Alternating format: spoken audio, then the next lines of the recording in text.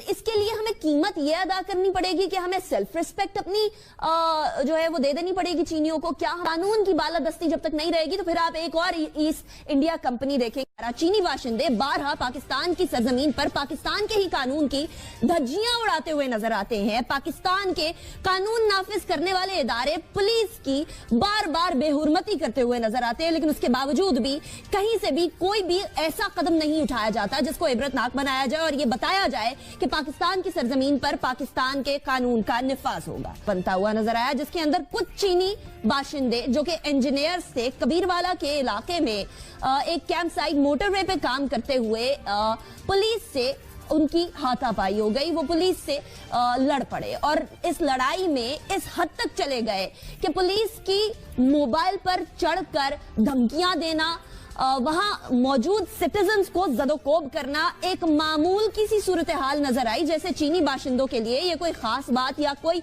ऐसा drastic step नहीं है जिससे पाकिस्तान और चीन के ताल्लुकात में किसी भी तरीके से खलल आ सके। ऐसा होता रहा, लोग वीडियो बनाते रहे और ऐसे में ही एक चीनी बाशिंदा आगे बढ़कर उस वीडियो बनाने वाले शख्स की तरफ अटैक करने लगा, जहां से मामला और बढ़ गया। क्या हमारी पुलिस की और स्पेशली पुलिस वर्दी में होते हुए उसकी कोई इज्जत नहीं है? जो वाकया पेश आया है इसके ऊपर इतनी ह्यू एंड क्राई जो सोशल मीडिया पे हो रही है और हुकूमत की तरफ से कोई ऐसे एज सच ड्रास्टिक कदम नहीं उठाया गया। और पाकिस्तान टोटली डिपेंडेंट है चीन के ऊपर। इंडिपेंडेंस हम लोगों ने खुद क्रिएट कर ली ना, ये हमारे अपनी कसूर है कि हमने फॉरेनर से 4 साल नहीं लगाया। कि इस वक्त पाकिस्तान का अगर कोई वाहिद दोस्त है एक दो और दोस्तों के अलावा तो वो चीन है। पाकिस्तान का इकोनॉमिक फ्यूचर डिपेंड करता है चीन के ऊपर, पाकिस्तान की सॉल्वेंसी डिपेंड करती है चीन के ऊपर। और आइंदा 2-3 महीनों में जो फाइनेंशियल सिचुएशन बनने वाली है अनीका, वो बनेगी जब तो नजर आएगा। तकरीबन $9.5 बिलियन आपको चाहिए अपने लोन्स और लोन्स के ऊपर जो इंटरेस्ट है वो वापस करने के लिए। पैसा सवालिया निशान है कि कहां से आएगा, पैसा वापस भी करना है और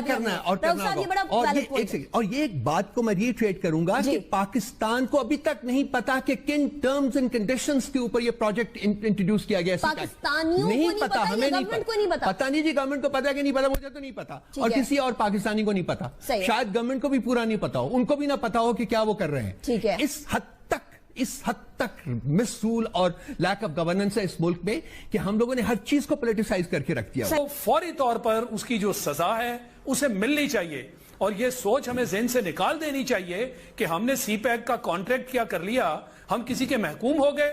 ऐसा हरगिज नहीं है।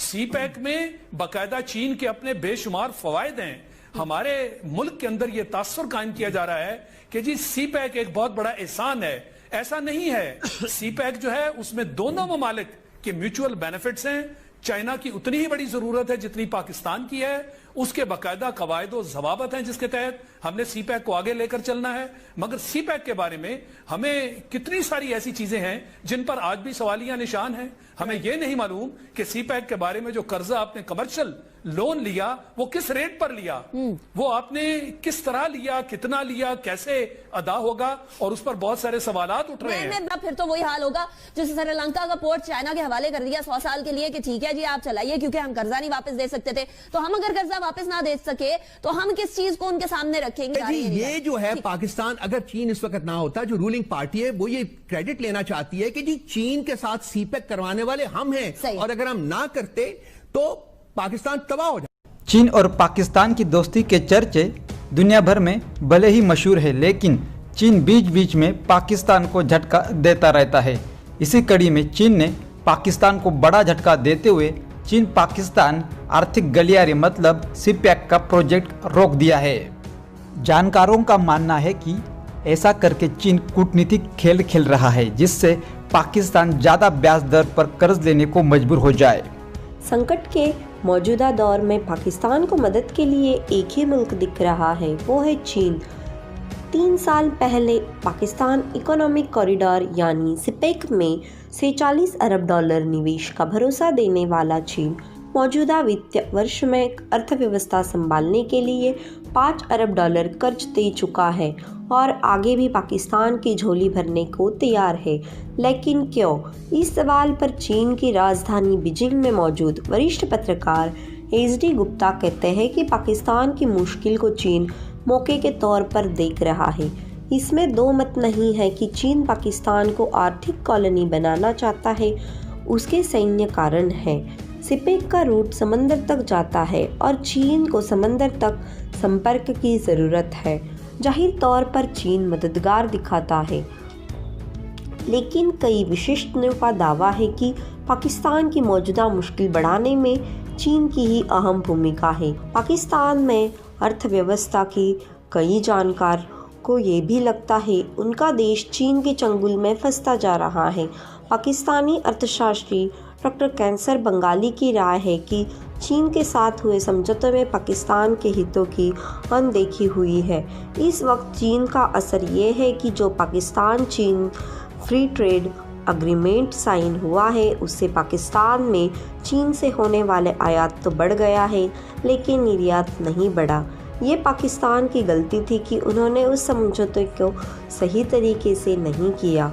ये एक तरफा समझौता था। पाकिस्तान के इर्द गिर्द चीन कर्ज का चक्रव्यूह तैयार करने में जुटा है। चीन की मदद अर्थव्यवस्था पर भारी बोझ बढ़ाने वाली है। HD गुप्ता डॉन अखबार के हवाले से बताते हैं कि पाकिस्तान को कर्ज 18% की दर से दिया गया है। ये ब्याज दर वर्ल्ड बैंक और एशियाई डेवलपमेंट बैंक से मिलने वाले कर्ज की दर से कहीं ऊंची है। पाकिस्तान की मजबूरी ये थी कि चीन के अलावा वहाँ कोई और निवेश को तैयार नहीं था। खुर्रम हुसैन कहते हैं पाकिस्तान का आयात तेज़ी से बढ़ रहा है। उसमें सिपेक के हवाले से हो रहे मशीनों को आयात का भी बड़ा रोल है। तेल की कीमतों और मोबाइल जैसे कंज्यूमर आइटम के आयात का भी रोल है। विदेशों में काम करने वाले नागरिकों की ओर से भेजी जाने वाली रकम का पाकिस्तानी के विदेशी मुद्रा भंडार में बड़ा हिस्सा होता है। खुर्रम कहते हैं वो रकम भी नहीं बढ़ रही है।